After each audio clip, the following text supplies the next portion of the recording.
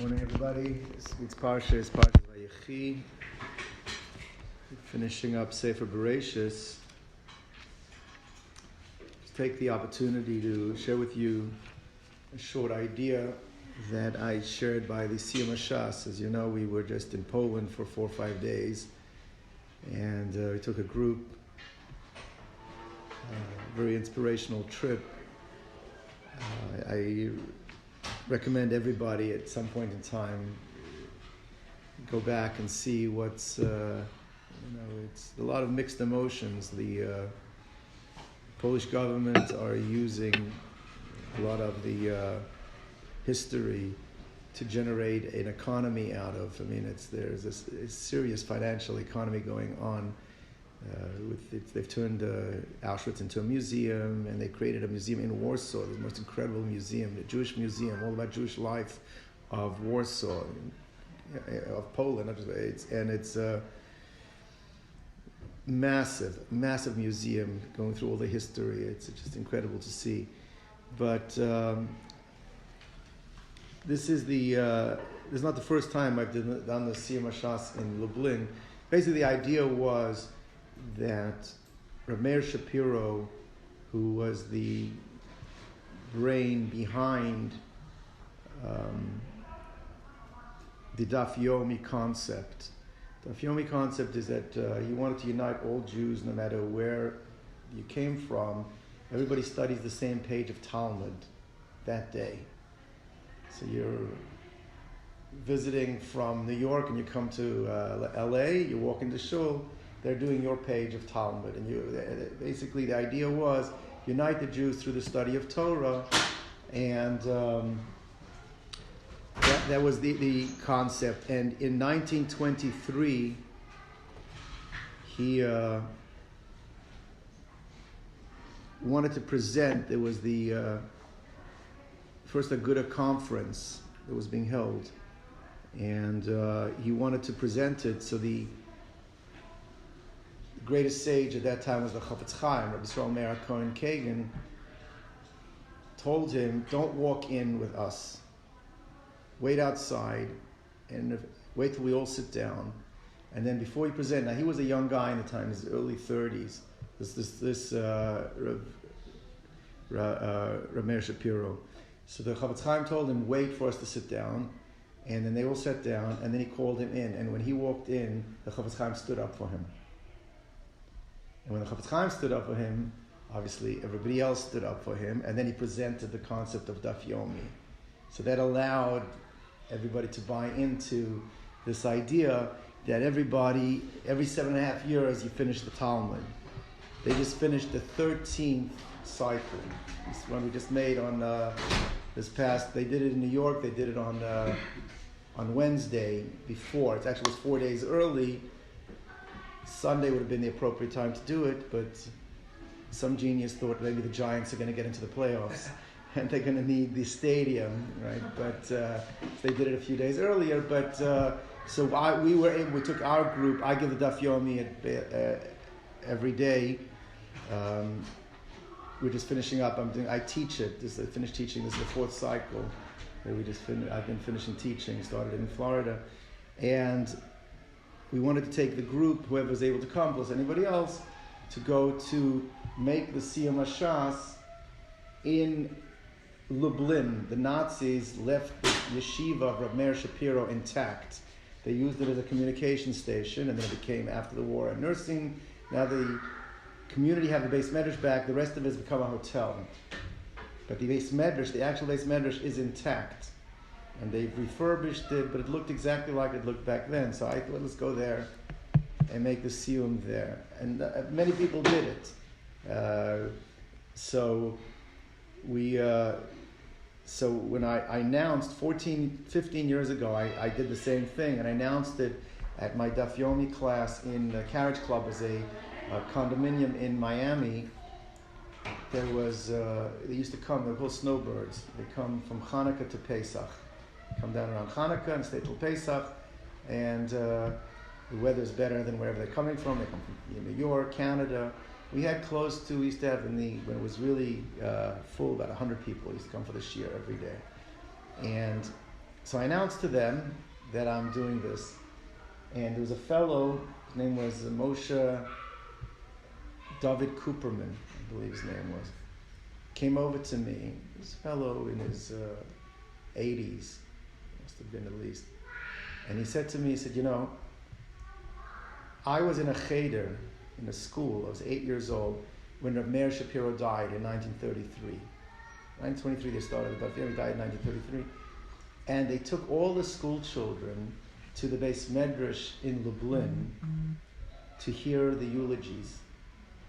And I want to tell you a little bit of the eulogy that I remember, because there's probably very few people still alive that actually were there. And from the ones that were there, who remembers, I remember this as a poignant point, and it was something that, so I want you now, when you go back for the Siyum HaShas, in his Beis Medrash, to say that piece of the eulogy over for Rabbi Meir Shapiro.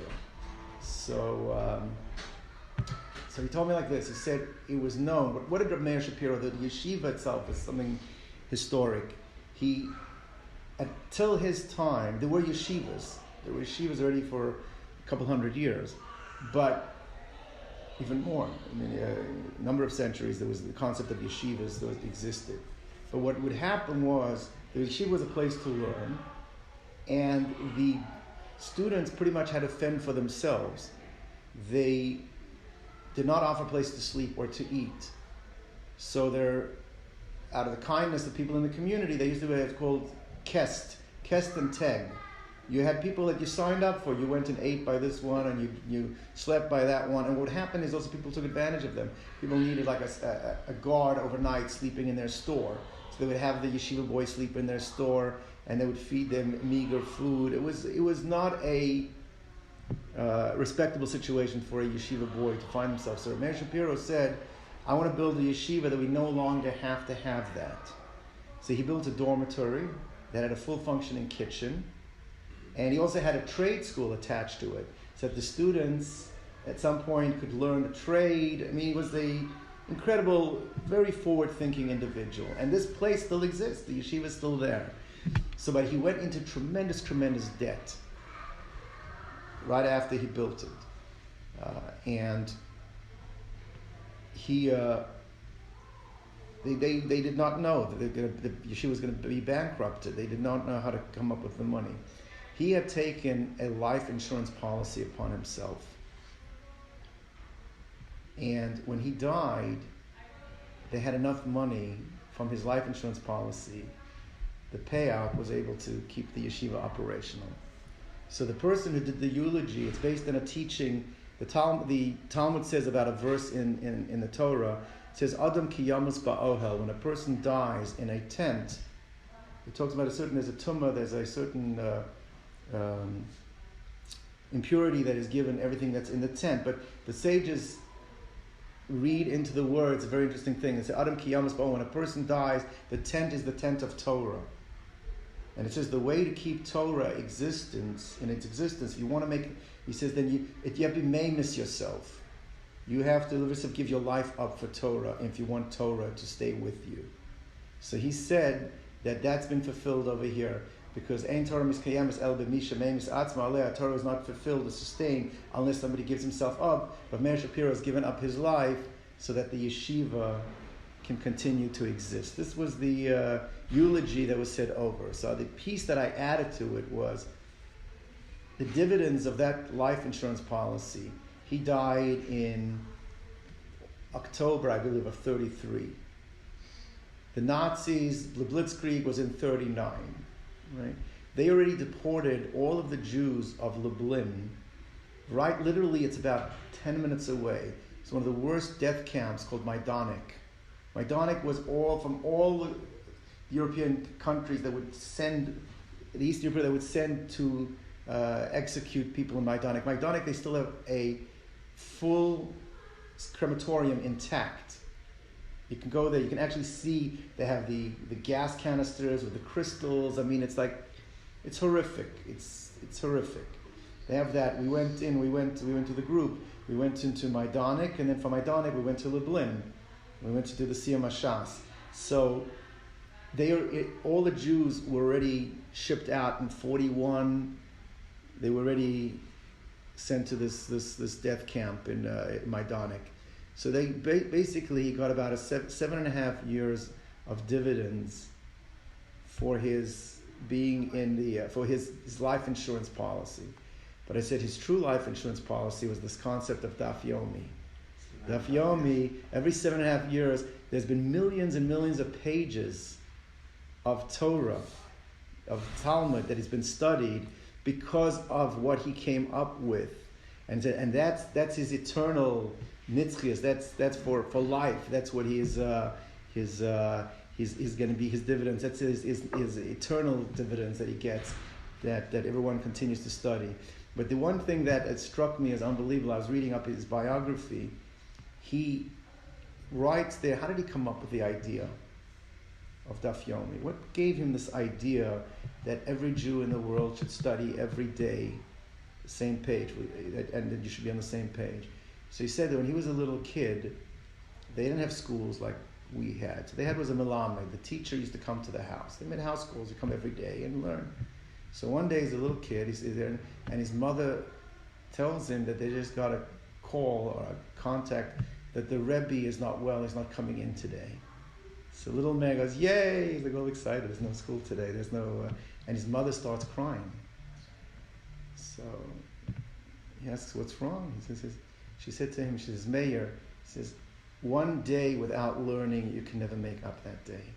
If you lose a day of learning, so even if you do more learning the next day, you never made up the day that you lose." He said that had such an impact on him as a little kid that he said, I have to come up with something that every Jew is able to do some learning every single day. So he credited the whole Daf Yomi to his mother. He writes there in Yiddish, my mother's tears are responsible for Daf Yomi. He brings down this idea that every day a Jew needs to learn, and this is the concept that he came up with. But so when we came in with our group to do the Siyum, we had a few of them that had come to my daf over here, and other people joined in. We had some wives came, and there was another group from London, Rabbi Helperin. It's a big group that came in with about 80, 90 people from London. They flew over. It's about a $150 flight from London to... so they all came, and they had the same idea, but they were just finishing up. So he told me that he has eyewitnesses that said that the day the Nazis came to drag the students out of the yeshiva, they were holding onto the doors, holding onto the pillars, kissing the walls of the yeshiva, not wanting to leave. And so he says that there were eyewitnesses, there were students that they could not bear leaving the yeshiva, that they were like hugging and kissing. So he said that's why he feels we need to go back and do the Siyum HaShas for the Daf Yomi in the yeshiva itself, that it wasn't for naught. That's the way you win. That's the... just to add, because we were in New Jersey, 90,000 Jews. I mean, it was like in the yeshiva, not the yeshiva, in Giant Stadium. What's it called today? MetLife Stadium, right? There's the Alei Shor. Alei Shor is one of the great Baalei Musar of the previous generation. He says that based on the Gemara says in Avodah Zarah that La'asid Lavo, that when Mashiach comes, that all of the great circuses and gymnasiums that have been built by at that time was the Romans, he says, they're going to be used for places where Torah is going to be taught. So I was just thinking to myself, MetLife wasn't built for the Giants to play there. MetLife was built so that in 2020, we're going to be having a Daf Yomi, a Siyum Daf Yomi with 90,000 Jews studying in this one place. I mean, just imagine the Mincha, 90,000 Jews davening. It was just like an incredible spirit. So one of the fellows there, Rabbi Issachar, he said over a story. He said, I think it was him, that Rabbi Meir Shapiro, who was the head of the Aguda. The Aguda was the ones that pushed the Daf Yomi concept. That at one of the Aguda conventions, he pulled out a letter from the inside pocket that he had. He had an inside pocket, and he read the letter. And basically, this was a letter that he was able to get hold of. It was a letter from the Nazi, the head of the SS, who was responsible for the eradication of the Jews from Poland.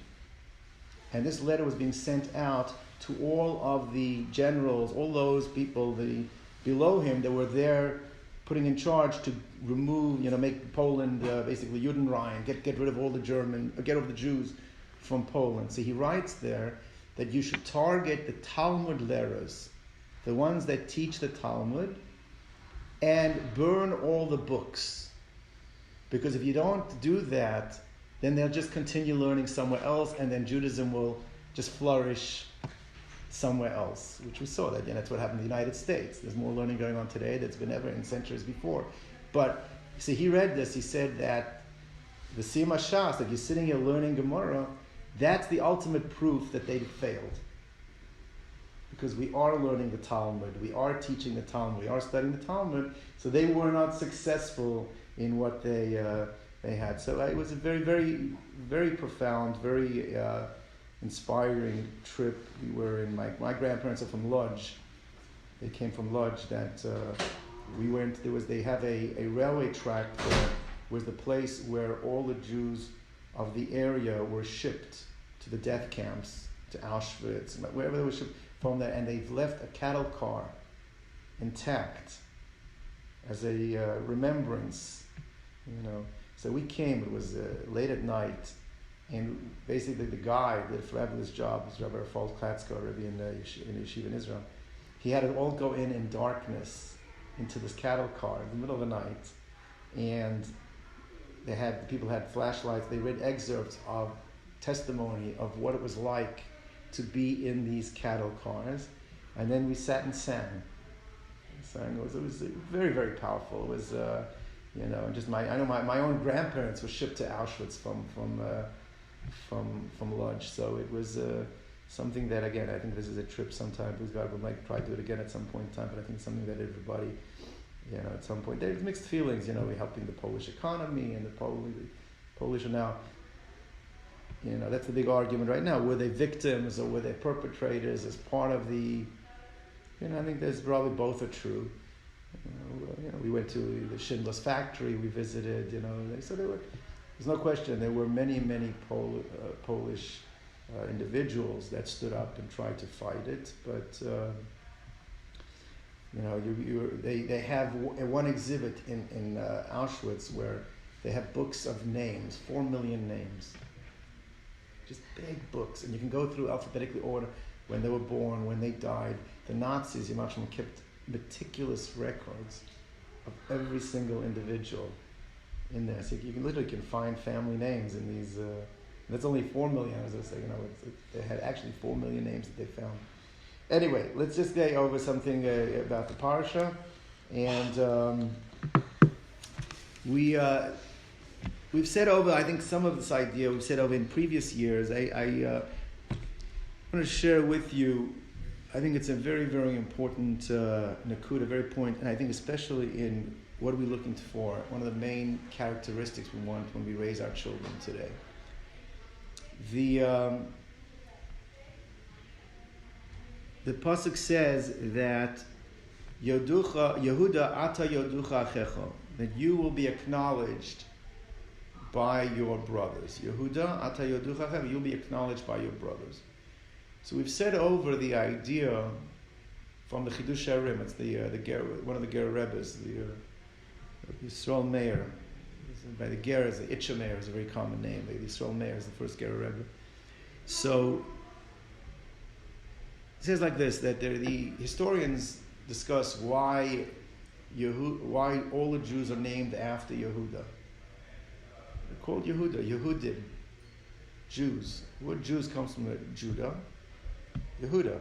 Every single language, Yidden, Juden, even the derisive expression Żyd in Polish comes from Yehuda. We're always called by Yehuda, even though it's a tribe, name of a tribe, but all the tribes are named after him. Whether you're a Kohen, you're a Levi, you're still a Yehudi. Mordechai was Mordechai HaYehudi. That's one of the first times we see in the Tanakh, even though Mordechai came from Binyamin, came from the tribe of Binyamin. He wasn't from Yehuda. It's called Yehudi. So in Egypt, we were Ephraim. what's that? In Egypt, they call Correct, Ephraim. yes, right. But from Yehuda on, that's the saying. Where does it come from? So the historians say that we know you had the great empire of Shlomo HaMelech. Shlomo was the king, and all the Jews were united under him. He actually, according to Chazal, he was Malach B'Kippah. He was in control of most of the established world. And when he died, his son Rechavam became king.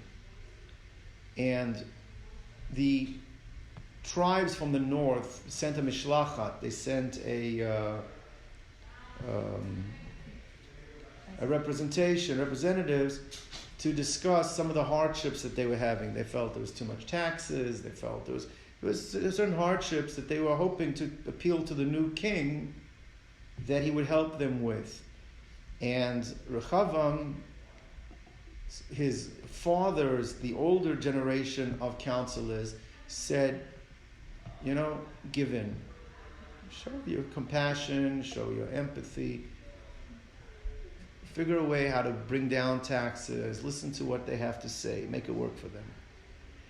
Rechavam's own group of cohorts, the young guns, they said, you need to show strength. You don't want them taking advantage of you, and raise the taxes. Don't make them cheaper, and he listened to his friends, and because of that, there was this tremendous backlash, and the Malchus divided into two. And you had Rechavam ben Shlomo and Yeravam ben Nevat. That's the northern king, the northern part of Israel, which was called Yisrael, Malchus Yisrael. And there was Yehuda and Binyamin, which was called Malchus Yehuda. Right? According to Chazal, these 10 tribes were conquered by the Assyrians. And they were exiled. We've heard like the lost tribes, the 10 tribes. They were exiled, which means that really the only ones were left were the Jews that were living in the territory of Yehuda, which from that point on were called Yehudim. That's the historians say, and that's where it comes from. And that's why Mordechai, who's after the destruction of the first Beis HaMikdash, he's already called Yehudi, because that would fit the timeline. However, Chazal don't learn that way. Chazal say this is not just a historical fact. There is one of the commentaries on the Chumash. You find it in the Mikras Gedolos, is known as the Das HaKenim Balei HaTosfos. The Das HaKenim Balei HaTosfos is a collection of comments that were made by the Balei HaTosfos. Balei HaTosfos lived from, I would say, the 11th through the 14th century. In Franco, Germany. They also had them in England. They were commentaries on the Talmud. They called the Tosfos. They started being the grandchildren of Rashi, and it expanded from there. So their commentaries on Chumash is collected together by this commentary, the Azakanim, called the Balei Tosfos. And he says this, but actually I found that we have what's called the Targum. Targum is an Aramaic translation, so we have a number of Targumim. There's the Targum Onkelos the convert. That's the one, if you look in your Chumash, you'll see a little slide of side that's got it. It's in Aramaic. But there are 2 other Targumim. One is called the Targum Yonasan, of Yonasan ben Uziel. The other one is known as the Targum Yerushalmi. My son-in-law, actually, that's Shmuel Morgenstern, his father, Shlomo Yitzchak Morgenstern, he's producing the commentary on this Targum Yerushalmi. It's very interesting. But there's a tremendous insights there. But the Targum, Yonasan, and the Targum Yerushalmi say that in the blessing of Yehuda, Ato Yoducha Achecho, you will be acknowledged by your brothers. They learn that this acknowledgement, that you'll be acknowledged by your brothers, there's Shekol Yisroel Nikraim Acharecha, is that all Jews will be called after you, Yehuda.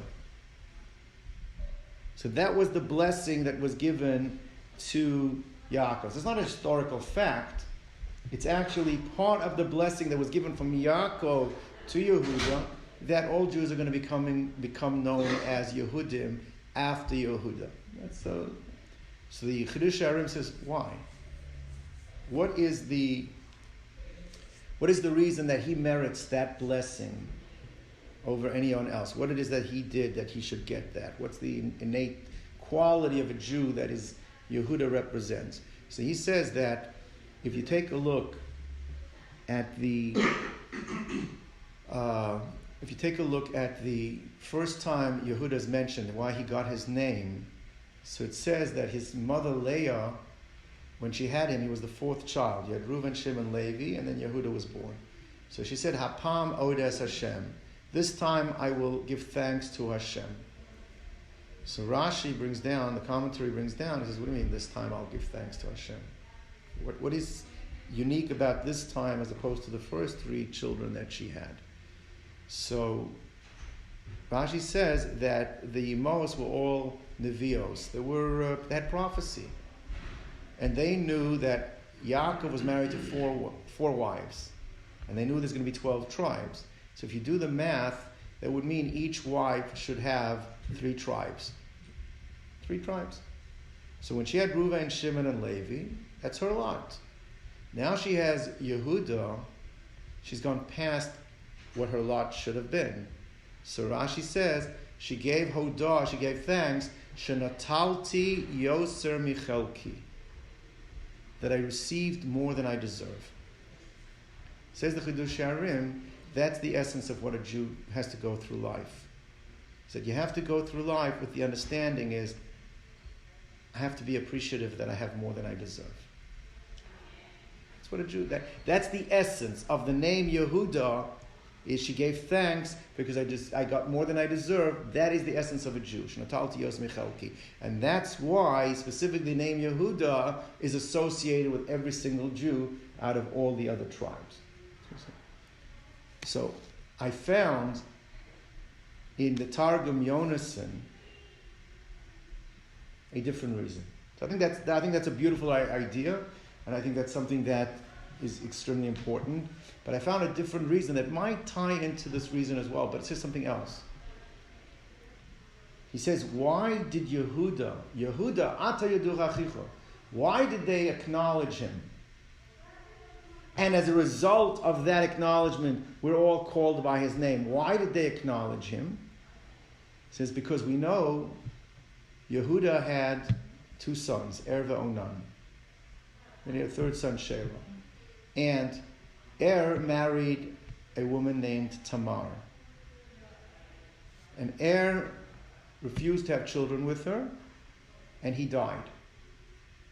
Comes along Onan, and Onan, it says that he knew the children would not be his. We'll explain in a minute what that means.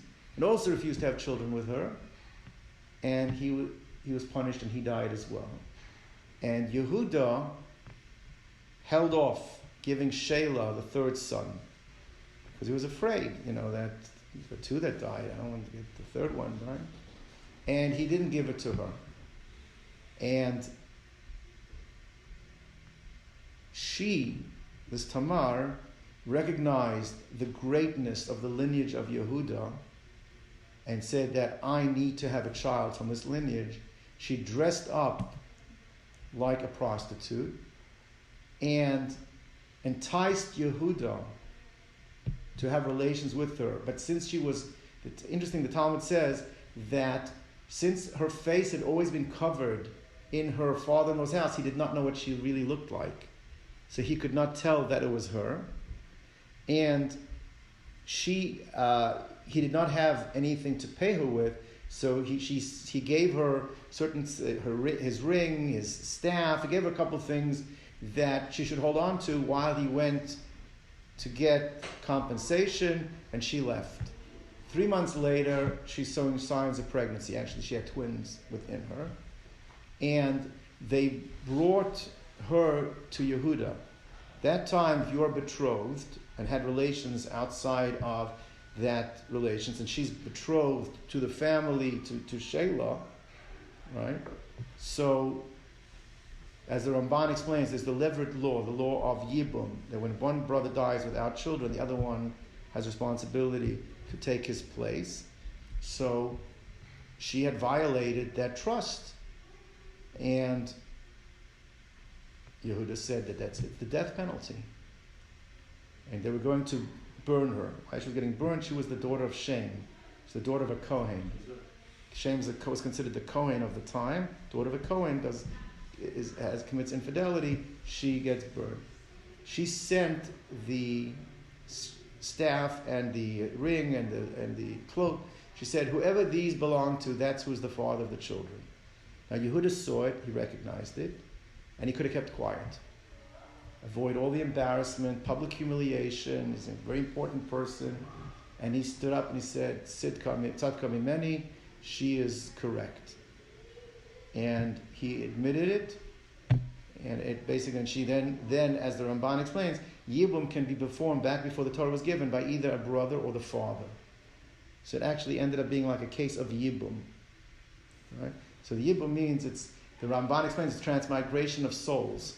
That it's considered like the soul of the one who died. Which is, by the way, very interesting, is that you always go, when they give the list of all the people, of all the children, the 70 souls that went down to Egypt, it always writes, Erva Onan died, and Zerach and Peretz, and it counts them. Why do you have to write Erva Onan died? Just forget about it. Who wants to keep mentioning Erva Onan dead? Just say Zerach and Peretz, because they replaced. That's why it was twins. Yehuda's Yibum replaced the 2 dead children. And therefore, that's the replacement of it. Okay, so that's, now, so says the Targum, the brothers were so impressed that Yehuda took responsibility and stepped up. That's why they acknowledged him. They actually reinstated him. He had originally been the leader, and when the thing with Yosef happened, they felt he didn't step up the way he should have. Now he's taking responsibility. He doesn't care about the public humiliation. He's doing what needs to be done. They acknowledged him, and because of that, he's called Yehuda. All Jews are called Yehuda after his name. And I was thinking this is such an unbelievable message here, because the first message we have is that they're called Yehudim, is because we have to appreciate everything that we have. This is something different. Is that what defines a Jew is you're willing to take responsibility.